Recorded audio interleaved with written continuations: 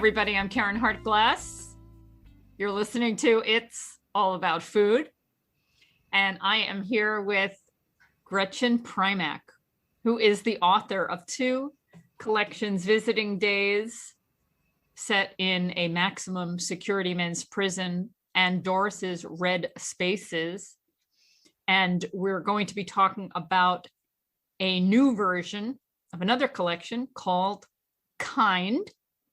She also co-wrote with Jenny Brown, The Lucky Ones, My Passionate Fight for Farm Animals, and her poems have appeared in the Paris Review, Prairie Schooner, Field Plowshares, Poet Lore, the Massachusetts Review, the Antioch Review, and other journals and anthologies. Primack has administrated and taught with college programs and poetry workshops in prison for many years, and she moonlights at an indie bookstore in Woodstock, New York.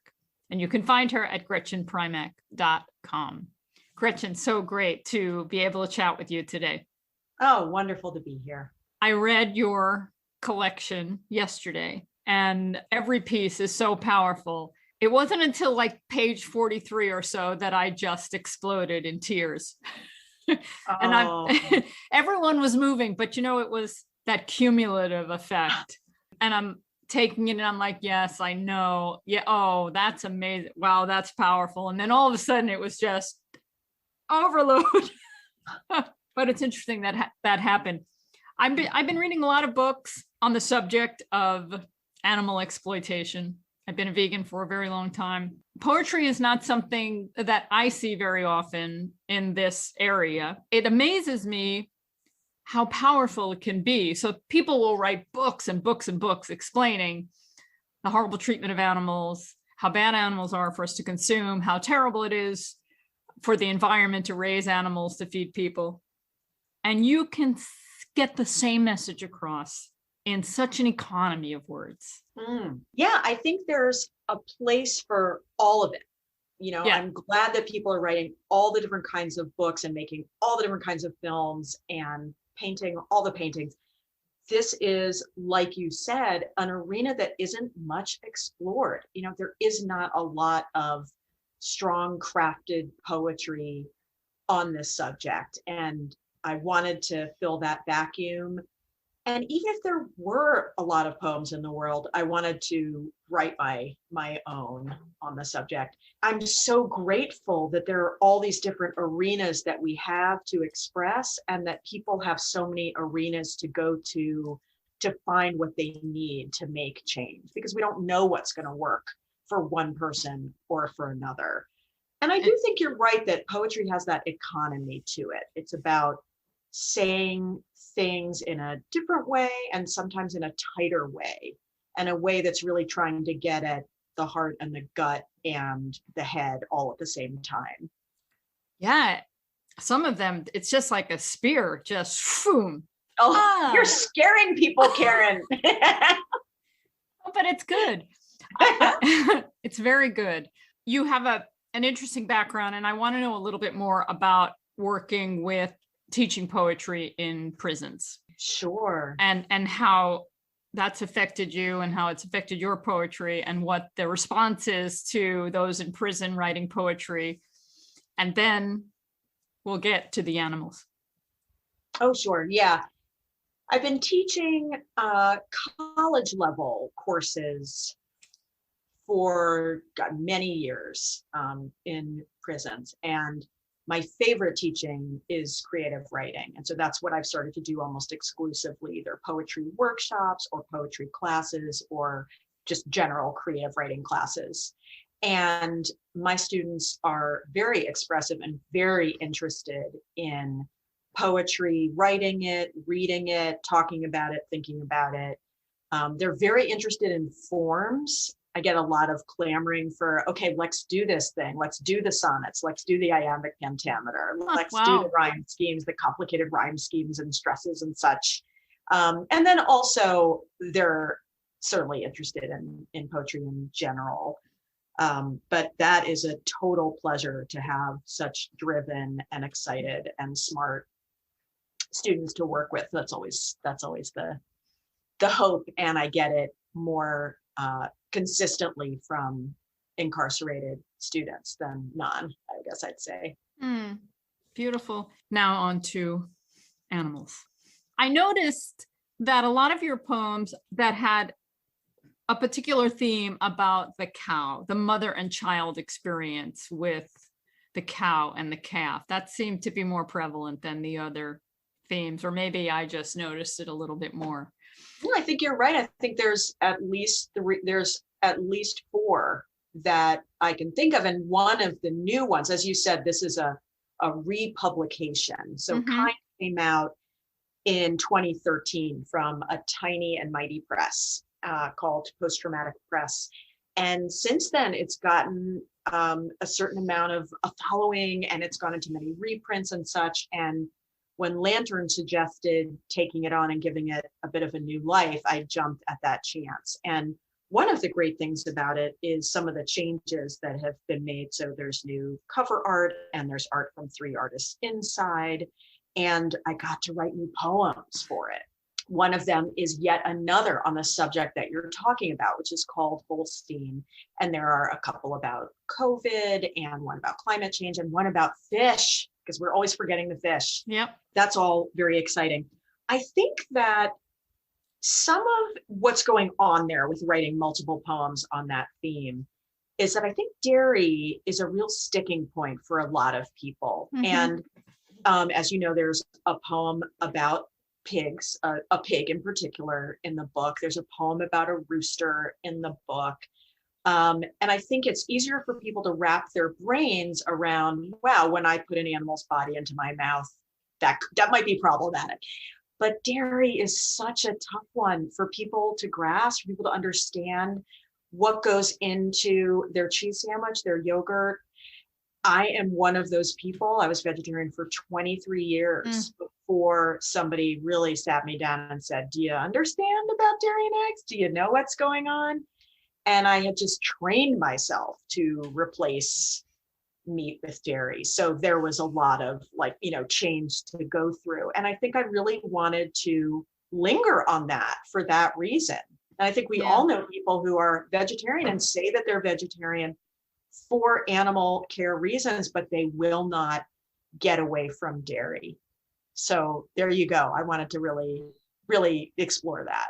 Using animals for food and exploiting animals for any purpose is wrong, in my opinion.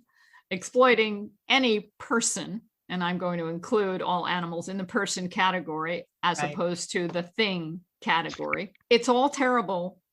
I think the cow has it the worst, which is important to talk about and important to highlight, because not only is the animal raised, and it depends on the farm and the situation, but the animal is raised to give milk.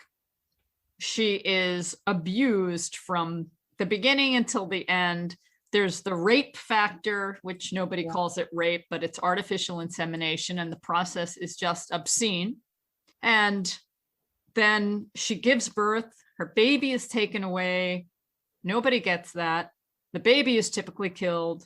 And then when the mother can't give enough milk, she's put into hamburger. So she loses at every stage of her life, repeatedly.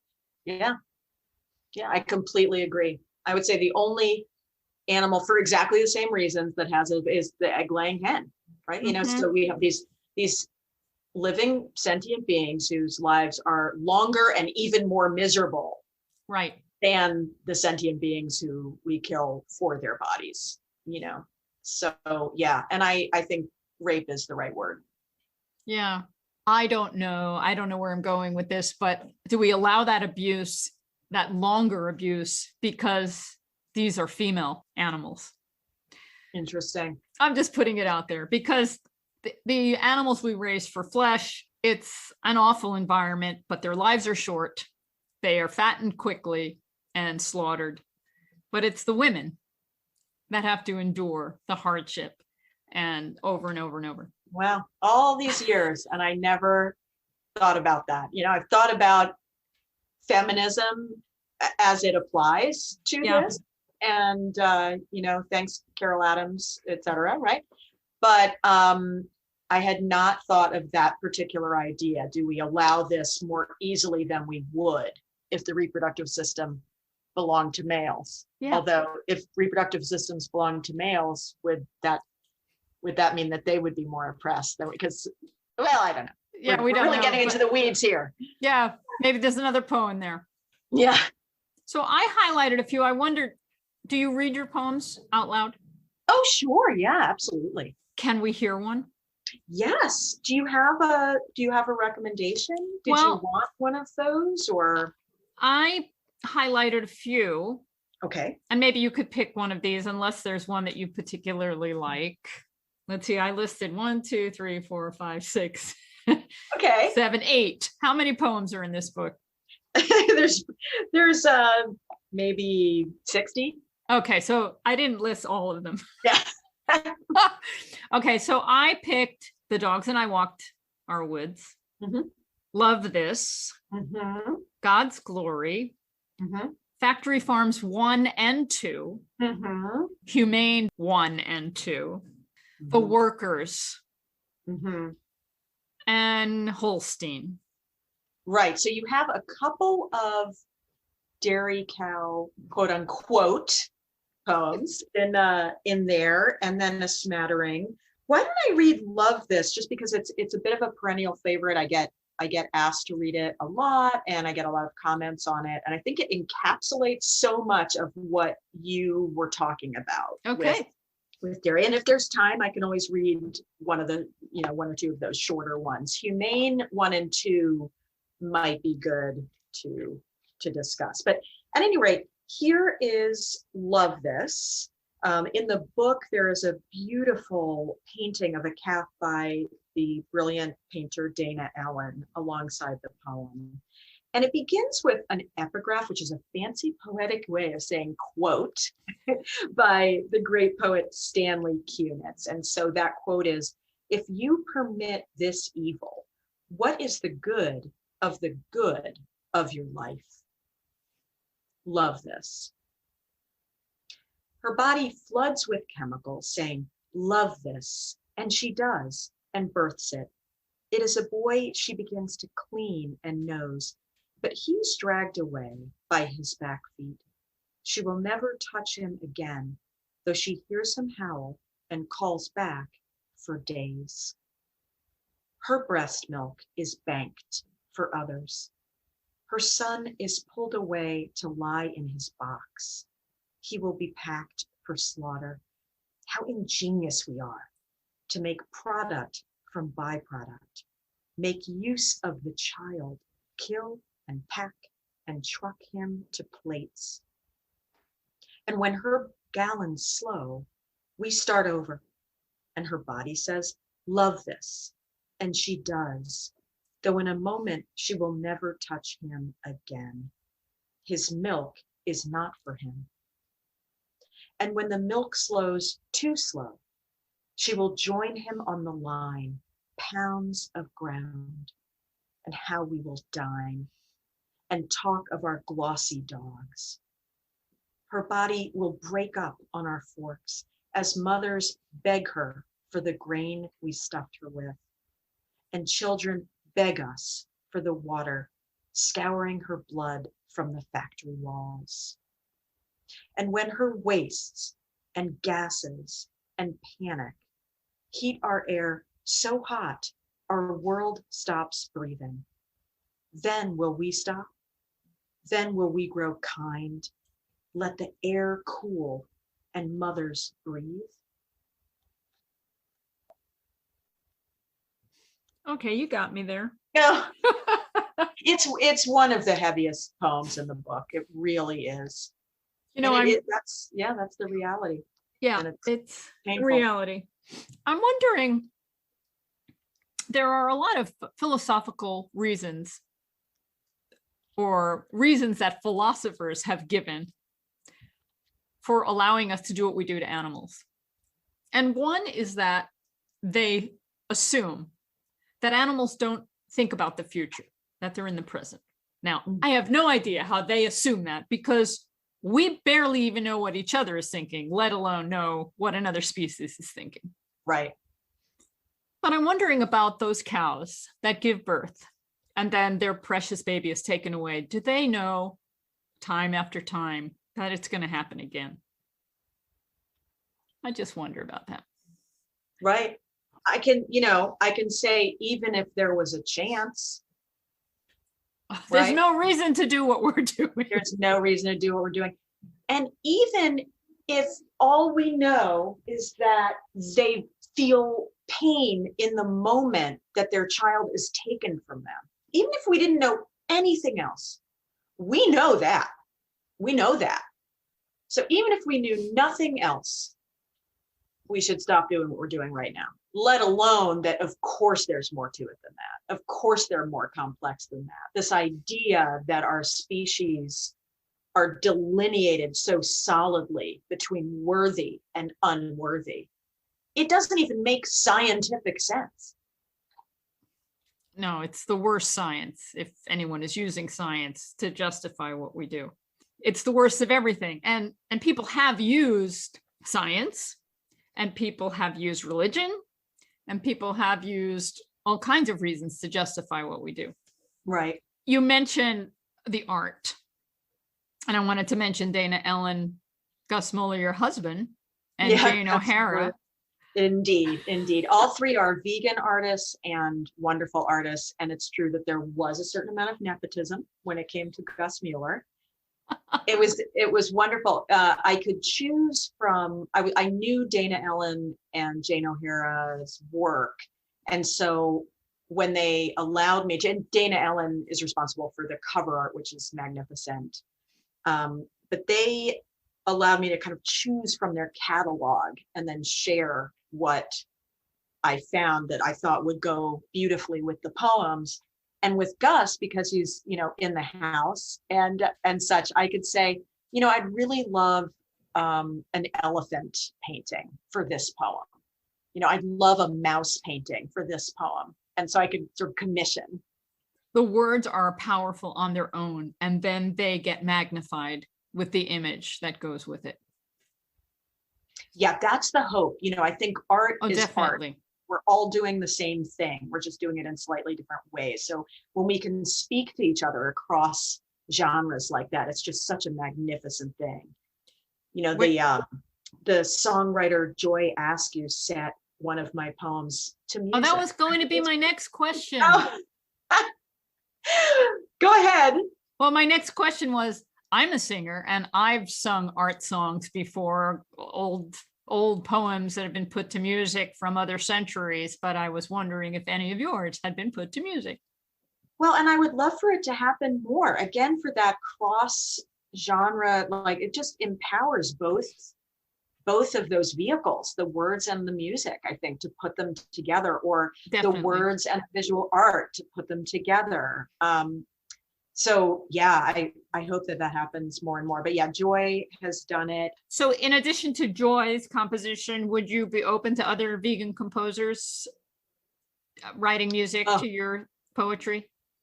Oh my, how I would love that. I would love that so much. I really think the more we speak in these kind of dual languages and put them together, the better they are, the more power we bring to each of those and then to those together, be it visual art and words or, music and words, definitely. So these poems, some of them have been around for a while because this collection came out. When did the original collection come out? 2013.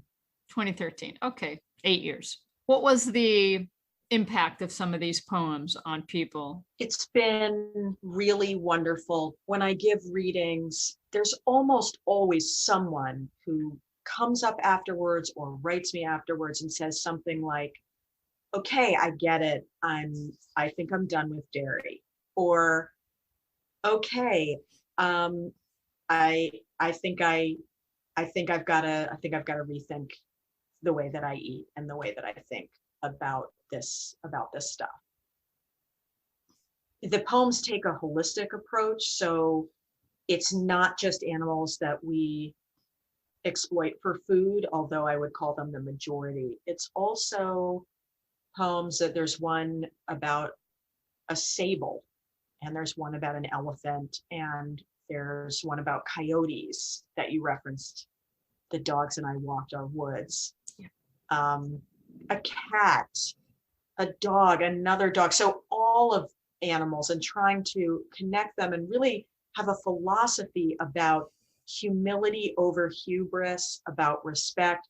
So I think people can walk away with a kind of basis for making changes with the way that they eat and just the way that they think too. And so some other things that have come out of it, there was a young woman, a high school student, who came to a reading I gave in Milwaukee and ended up contacting me much later saying that she was on her national forensic, she was on the forensics team at her school, and she had made it to nationals reciting some poems from Kind.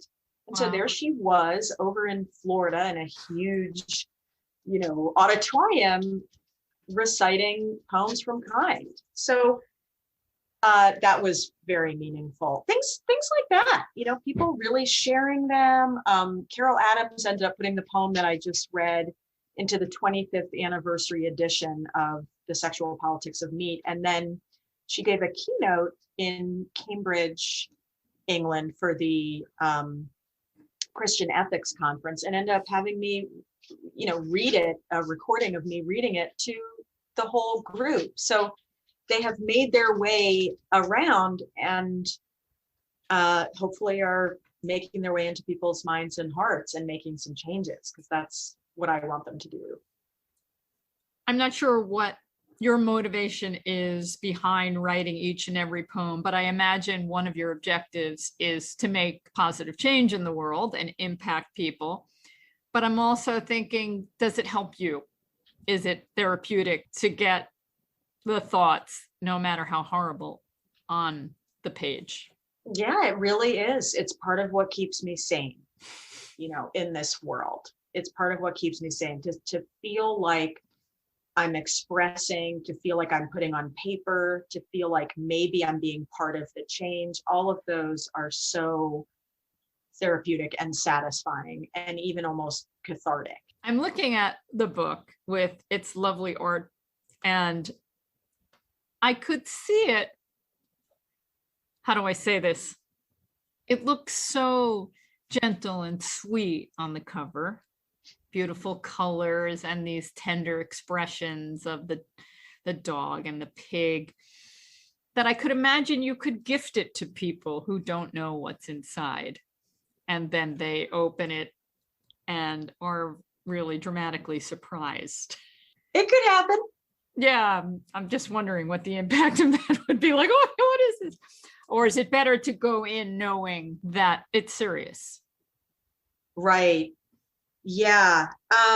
It's interesting. So the cover is a Dana Ellen painting. There's a pig and a dog, both of whom are adorable, next to each other. And the pig has a little dog hat on, and the dog has a little pig hat on. And so the idea is, when you first look at it, to think, oh, isn't that cute? But then to look at it a little further and say, wait, what is this trying to say? If it's trying to say that these are the same, then can I really look at bacon the same way? So I think it's trying to do that kind of work, but it's also very gripping, as you say. It's adorable and gripping. The poems really range from being sharp to being softer, to being querying, to being harsh, and everything in between. So there's a love poem to my husband in here, and there's poems about looking at flowers really closely, or thinking about what a heron might be thinking. So some of them are more gentle, but they're interspersed with ones that are, much heavier. And what I'm trying to do, so with the art that's interspersing it, and the cover and the variety of poems, is to invite people into this world and say, if you're going to be with me while I'm looking at a flower, and if you're going to be with me while I'm thinking about an elephant in the circus, could you also be with me when we're talking about that milkshake? If you're with me for the poem about my cat on my lap, could you be with me for the poem about the rooster? If you love the dog on the cover and you want to read about my dog Eleanor, can you also think with me about what eggs mean? That's good. That's good. There was another poem, I don't remember the title, where you're saying you're sorry. Yeah. For your past. Yeah. And I know many of us can relate to that because most of us weren't born vegan. Right. Do you want me to? Yeah, maybe. Share that one? Do we have time? Okay. We have all the time you want to give. That one is called To Whom I Ate. I'm sorry, steer, for each velvet stack of pastrami, every burger, the chipped beef that lay its cream shoulder on toast. Birds, I'm sorry for every nugget of you I bit, every chunk in its crisp salt coat I dipped in sauce, for dividing your bodies into light and dark. I relished you on my tongue, in my teeth, pushing down my throat and then churning warm year after meal after year. I loved you about to be served, about to become me, rich hell, and I'm sorry. You melted your plush juice into my mouth, and that was my jaw working on your body, working you into mine. I'm sorry too. Yeah, I'm really sorry. And I'm really sorry. You know, so many people think, well, but I just really like it. And I was like, you know what? I really liked it too. Yeah. But something was bigger than that. Yeah. Yep. You know, and it's not it. I would really hope that that people would think about more than that. No. This is the challenge. This is the mystery. And this is the work. How to get through to the others who don't see what we see. Yeah. And like you said earlier, it takes all approaches. Yeah. I'm wondering, have you seen more interest in poetry since Joe Biden's inauguration? That's been a wonderful thing for poetry. With Amanda Gorman, who touched so many of us unexpectedly. Yeah, and it's a message about poetry not being the scary / boring / snooty thing that it might have seemed to be in high school, or it doesn't have to be that. It can be something wonderful and uplifting and transformative. And those are the poems that speak to me, and they're the ones that I try to write. And I hope so, Karen. You know, I really hope that people can say, okay, so if that's poetry too, let me take some more chances on it. You know, let me not assume that because that's a book of poems or that's a poetry reading that I'm going to be bored or that I'm going to feel intimidated or bitter. I, as a poet, am often bored, intimidated, or bitter when I am at poetry readings or when I read poems. Mm-hmm. But like other, you know, arts, there's the stuff that's like that, and there's the stuff that's trying to communicate and trying to be transformative. So you mentioned that you had been vegetarian for a long time before you went vegan. What was it, that turning point? Okay, I went vegetarian when I was 13, and that was a no-brainer. I couldn't say that I loved animals and eat them.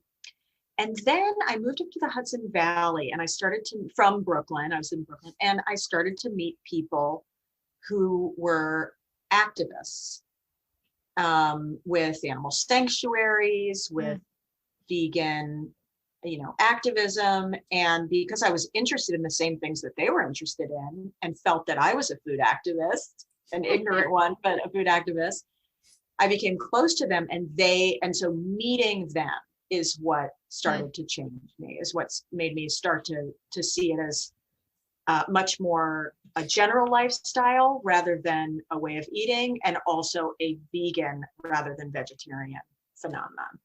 Were they kind in educating you? It was a mix, and that mix helped me figure out how I wanted to be. Because when people were kinder and more generous, I was more receptive. So I try to be that way myself. Yeah, I think the kind route is a good route to go. But there are all kinds of vegans out there, and it's easy to be very angry. Yeah, I am also very angry. I just don't try to be angry at in your people face. Yeah. who are working. I'm very I'm angry, And I remember I was in a poetry writing group, and I brought in the poem in the book that's about a pig, and it's one of the heaviest in the book. And when we were discussing the poem, somebody said, "Boy, this poem is so angry." And I thought, yeah, and is there a rule? Again, I mean, I didn't just think I said. I'm like, yeah, it makes me angry.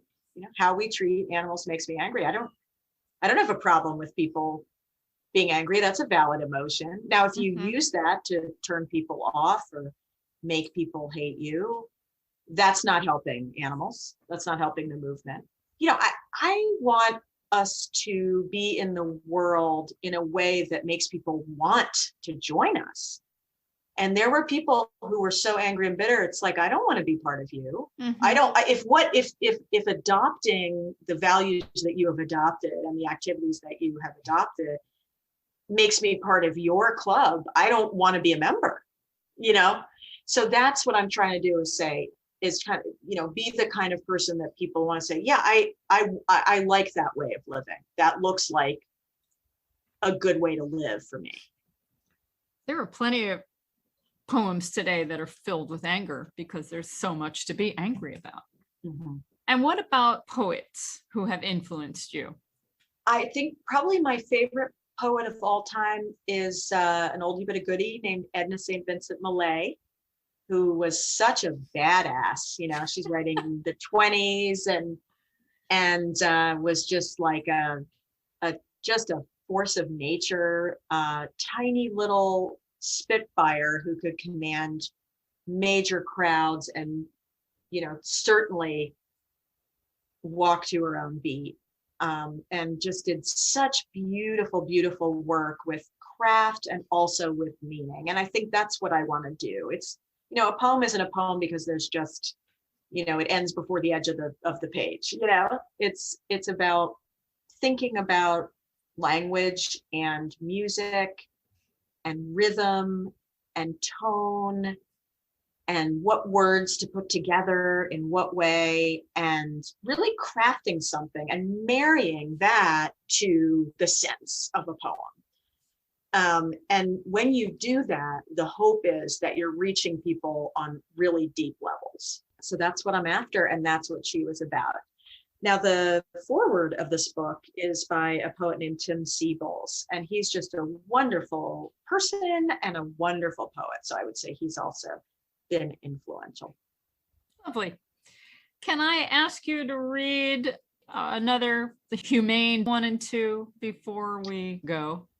Yes, I would love to. So somehow we have this idea that somehow there is such thing as humane meat, which to me is like humane slavery or humane domestic violence. Well, the only other way I can look at it is humane doesn't mean what we're implying. It means violent and awful. Yeah. So both of these are what I'm going to call persona poems. And that means a poem that's written in the voice of someone else. And I don't name the animal who's speaking because I want you and the reader to decide what animal you want it to be.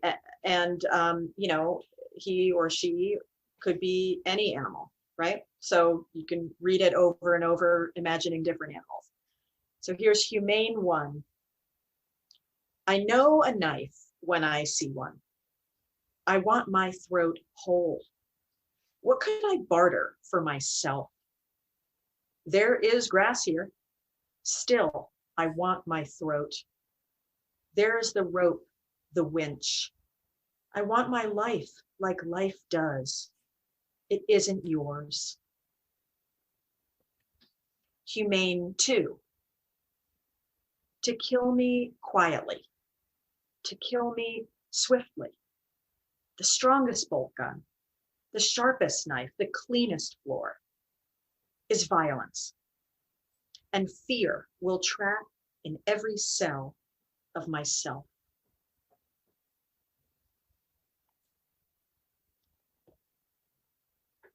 Thank you very much. I am going to read these poems from time to time for lots of reasons, just because they need to be read.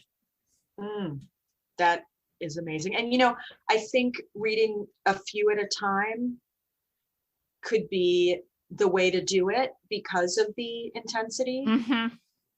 Yeah, I try to consume them all. Exactly. It's like eating too many chocolates at once. You just don't feel good. It's not that chocolate's a bad thing. It's just that you got to, take it in little bites. It's interesting about our senses and how much we can take in at a time. Yeah. I remember going a long time ago on a road trip and just seeing one wonder after the next, and like seeing the Grand Canyon and then seeing Zion National Park or whatever. Right. And at one point it was just like, I don't know what I'm looking at anymore. This is just so grand and so glorious and so colorful. I'm overloaded. It's true. Even if this was a book of only the most joyous, happy poems. Yeah. You still, with especially poetry, I never just read a book of poems. Like I always have to just read a few and then go do something else and such. So in that case. What's next on your list of things to do during this very interesting time that we're living in? Oh God. I mean, I try, I guess, not to have a list. I think I'd get overwhelmed. I'm definitely working on trying to get this out into the world. So that is a priority right now. And I am teaching poetry workshops. I can't teach in the prisons right now because of COVID. Yeah. So hopefully by the fall, I'll be back doing that. And taking care of my animals and my planet and my loved ones. Beautiful. Gretchen Primack, thank you for taking this moment, and thank you for your poetry and the work that you do. My pleasure. Thank you, Karen. You're welcome. Okay. Someday I will see you and give you a big hug. That would be wonderful. I really appreciate this. I've known about you for a really long time, and I'm so glad that we had this moment. Very nice. Bye-bye. You take care. You too. That was Gretchen Primack, author of the collection of poems called Kind. And now I'm going to bring on another poet, Gary Demate. Well, thank you so much for putting me in the same category as Gretchen. Phenomenal poet. My goodness, these poems are so powerful. Everyone needs to buy a copy of this book. It's fabulous. I'm trying to think of different ways that people could use this collection of poems other than just reading them, because when I read them, and I read them all at once, it destroyed me. It was just such an emotional experience. And Gretchen suggested just reading a few at a time. But I'm thinking now, I'm just thinking off the top of my head, that maybe people could buy the book and then make a copy of one of the poems or write it into a card or make a card of it and share it with people who may not be as aware. Yeah. And just offer what a great idea. One powerful poem. What a great idea. I think these poems need to be circulated. Yeah. But buy the book first so that Gretchen makes a little money. Absolutely. Gretchen and the wonderful publishing house Lantern. Yes, that we so love. that Lantern makes a little money too, because we love them both and we want them to stay in business for a very, very long time. Amen. Yes, Martin Rowe and Company. Fabulous Lantern books. Now, Martin's been around for a long time, right? I mean, about as long as you. Yeah. You both have been out. We've been doing this for a long time. On the circuit for how many years? Yeah, Martin used to have a magazine called Satya. Right. Now we're talking about the great Martin Rowe. Martin Rowe. Co-founder of Lantern. And you know what else is wonderful about this book? The artwork is stunning. I have it tucked in the back of my head. She talked about someone putting one of her poems to music. And I would like to sing some of her poems. Oh, you know, that's a great idea. That's a great idea. I would really like to do that. And they become lyrics. Just make sure that the composer is vegan. Of course. Well, I know some. We know some. Yeah. We know some vegan composers. Right. For example, Barry Hartglass. Barry Hartglass, my brother, who composed the theme music for this show. Yeah, this theme music is just banging. We hear it's awesome. Every week, and I never tire of it. It's a cool jam. But the point is to make more vegans. Make more vegans. That's your mission, I know. Yes, but it was clear and then it wasn't clear and now it's clear. It's very clear. Can I read one of her poems? I just spotted one. Sure. Puppeteer, he doesn't want to be meat. He didn't ask you to feed what is wrong for him. Corn, a sawdust dim in his belly, a mash of cramp and gas. He didn't tell you to plow cloud forest to grow that harm grain. Puppeteer, painmaster, look at the living limbs on your strings, the cells in conference to create his arced lens, glossed flank, the hard horn of each foot. That deft design you mad scientisted into unreal, useful, dead. Boom.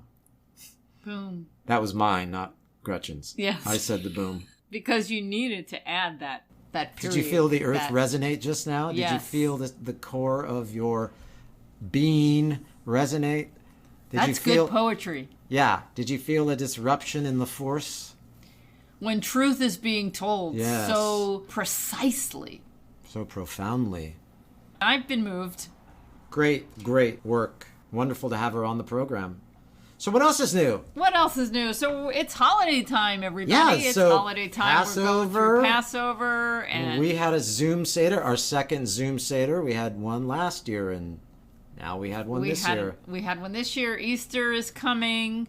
Yeah, we had some wonderful food. I hope everybody out there had some wonderful food. And if you haven't made our vegan chopped liver yet, what are you waiting for? I know. That's the question. It's the greatest thing. Grab some green beans and some onions and some walnuts, and you got yourself some vegan chopped liver. Boom. Boom. There's another boom. And you made some matzah, some gluten-free matzah. I made some gluten-free matzah. I created the recipe last year. I can't believe we've been in this pandemic for over a year, and I'm starting to use recipes I created at the beginning of this pandemic. Yeah, and you baked them on Linda Long's pizza stone. Thank you, Linda. Yes, we have a nice pizza stone, and you did it the old school way.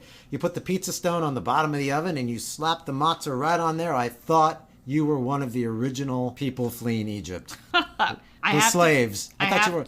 I have to make a disclaimer. My recipe for matzah, you can make it from wheat or you can make it from a gluten-free flour, but it's not really kosher for Passover. Why? Because there's this requirement that you make the matzahs in like record time. And I can't make them that fast. The time between you make the dough and you roll them and you cook them. Now, I don't know who made these rules up. Because, okay, I get the point. Because we're commemorating the time when the Jews fled Egypt. They were running away from being slaves in Egypt. And they were in a hurry. And they didn't have time for the bread to rise, so they just had their dough, they baked it on their backs. And I guess we're trying to relive that somehow, and things have to be made in a certain way so that we have a little pain. Right. And you know, I think baking something on your back might be a myth. Yeah, there might be a few myths in here. Right. But who knows? It's just fun to make crackers. Yes. And it's fun to make vegan chopped liver. Now, this is my mother's recipe. Who is not a vegan. Who's not a vegan, but she made it for her children. Yes. And it's always been a big hit in our family and with the friends that we invited to different events. Now, did she invent this recipe or did she get it from someone else? Well, that's a really good question. We are under the belief that she invented it. Wow. There was a vegetarian chopped liver recipe that was very popular at the time that used eggs. Oh. And I think string beans and onions were in that one too. She may have just modified it without the eggs. Whatever happened, the recipe is perfection. Yeah, it's great. Made with the simplest ingredients. It's great. And of course, it's a pate. It's a bean pate, and it's really delicious. But the thing that... We don't want to call it chopped liver because... Okay, let's call it a green bean pate. Yes, because that's better. That elevates it so much more. But the thing about these holidays, Passover and Easter, is that little bit of hypocrisy that's in them. And that's what I want to talk about, because I'm here to make vegans. So for Passover, for example, and you can speak of Easter. Passover, we're talking about never forgetting that this people were enslaved and they were able to escape slavery. Okay, that's a beautiful thing. Slavery is bad. We all acknowledge it. But then they sit down to remember this time, and they bring out a big platter of brisket, which is made from dead cow, and all the other animal products that they sit around the table and enjoy. It's just so hypocritical. You're right. There's a problem there. Yeah. Because a lot of folks are claiming to be so compassionate, and especially now everyone is jumping on the compassion bandwagon, and I think that's great, but then what's on their plate reflects something completely different, a real lack of compassion. The only way we're going to move forward on this planet as a species, if we look at ourselves in the mirror, if we look at our own lives and try and improve our own lives first. And don't take any other lives in the process, which is basically what we're doing when we're eating animals. We're taking lives. Taking lives. And yes. These poems that Gretchen Primack wrote are so in profound. so few words are just get the point across, at least to me.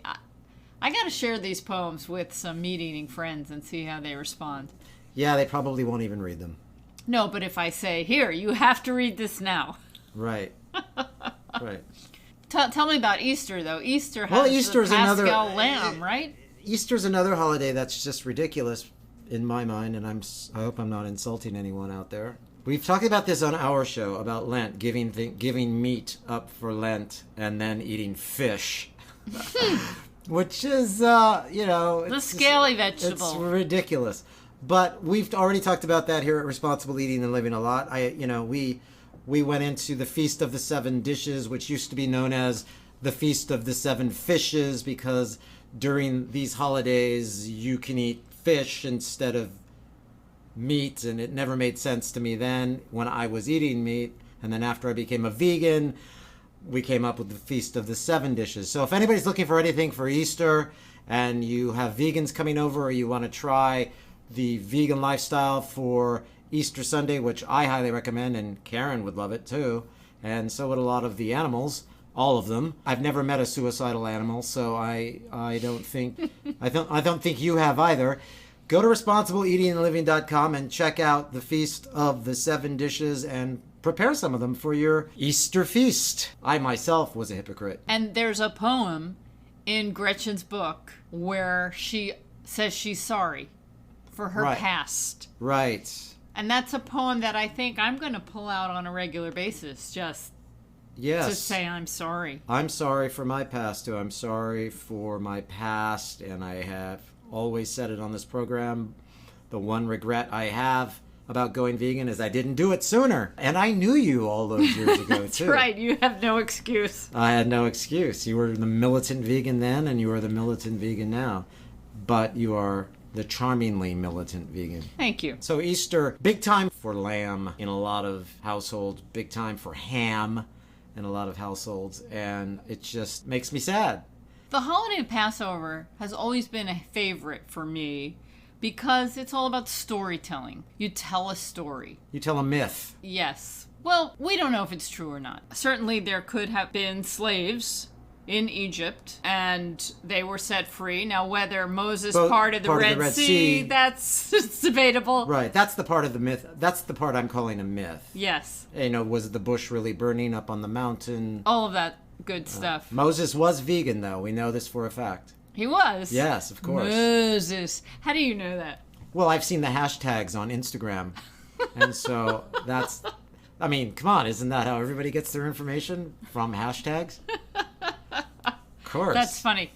Thank you. So the manna from heaven that the Jews ate in the desert for 40 years before they got to Israel was vegan. Of course. Of course. Beautiful. Jesus was vegan. That's what we're talking about here. Easter, Jesus was vegan. He would not want you to eat fishes. He didn't pass out fishes. That's right. He right. passed out fish weed. It's completely different.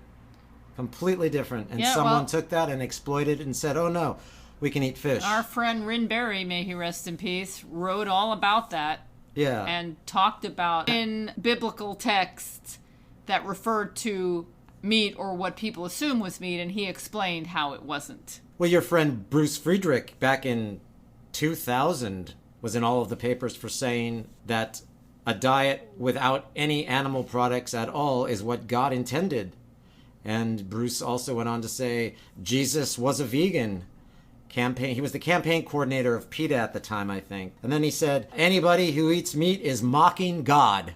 Ooh. So, thank you, Bruce. Thank you, Bruce. That was a long time ago. 21 years ago. That was good. Every Christian out there should be aware that Jesus was a vegan. Get over yourselves. Go vegan. You can't be a Christian unless you're vegan. It makes sense. Yeah. It makes sense because the idea is to do no harm, right? There were these big billboards that PETA was doing. They had these likenesses of the Jesus that you see when you go to Catholic school. You know, the guy that had the really long hair and the beard and all of that. I don't know who came up with this image of the white guy with long hair. The white Jesus with long hair, yeah. But anyway, it was on the billboard, and it said, Jesus was a vegetarian. Show respect for God's creatures. Follow him. That's good. They should bring those back. Yeah, those billboards were really cool. I remember you introduced me to Bruce a couple of times at different functions. You know, he was really there on... you and Martin, you guys were all there on the ground floor that started this whole movement. Yes, and Bruce has moved beyond to impossible things, Right. like Beyond Burgers and Impossible Burgers. Good for him. But you also mentioned someone who was one of the pioneers or mavericks of this movement, Rin Berry, who's no longer with us. God rest his soul. Yeah, if anybody's interested in some good vegetarian history, I would look up Rin Berry's books. I believe Lantern Books published a number of his books. But I know, again, talking about Martin was a very big supporter of Rin. Yeah, and all of Rin books were great. What was his one book? Hitler. Neither vegetarian nor animal lover. He was neither. He was not. He was neither vegetarian nor, that Rin would always say. And I remember in the book it says, Hitler was very fond of pheasant. Right. Eating pheasant, that is. Right, exactly. Yeah, so let's clear up the myths right now. Jesus was a vegan. And Moses was a vegan. Sorry. But Einstein was not a vegetarian, even though people say that he was. Right. Or maybe he was the last year of his life or something, but he really wasn't. George Bernard Shaw was a vegetarian. There was a vegetarian. Yes, that was a vegetarian. He used to always joke, and I'm paraphrasing, you know, I'm trying to die, but I just can't because of this vegetarian diet.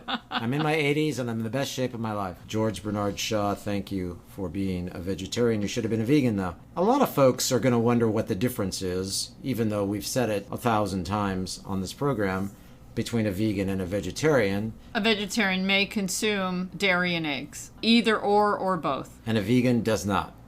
A vegan goes even further because a vegan isn't just dietary. A vegan doesn't wear leather or silk or wool. A vegan doesn't eat honey. Not just dietary, it's a lifestyle. Now, some vegetarians will say that they don't wear leather or it's also an ethical choice. Vegans take it further.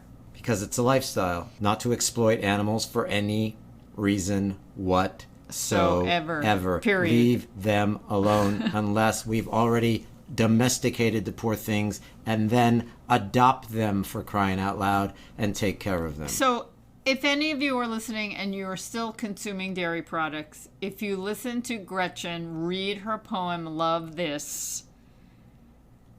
How could you ever go back? How could you? Yes. But if you're wondering how to give it up, and you need help, we're here for you. That's Just why write we're us here. at info@realnews.org. Hello, that's the whole reason we are here. We're here to help.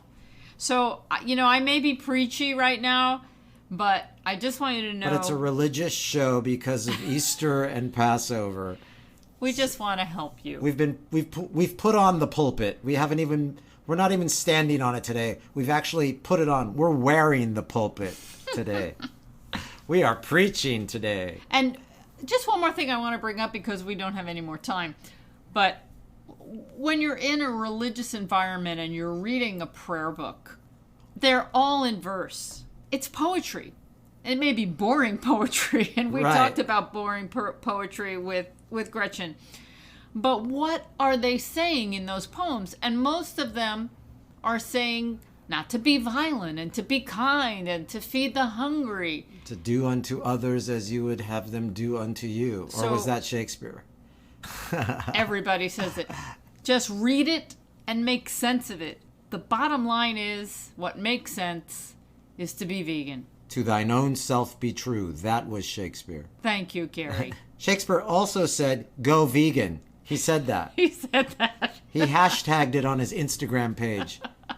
You've heard it here, folks. Shakespeare said, go vegan. Go check out his Instagram page. Hashtag it's there. go vegan. Hashtag go, That's right. goeth veganeth. Go with veganeth. I like that. Yes. Very good. Thank you for that information, Gary. Happy Passover, Karen. If something like slavery can be happy, happy Passover.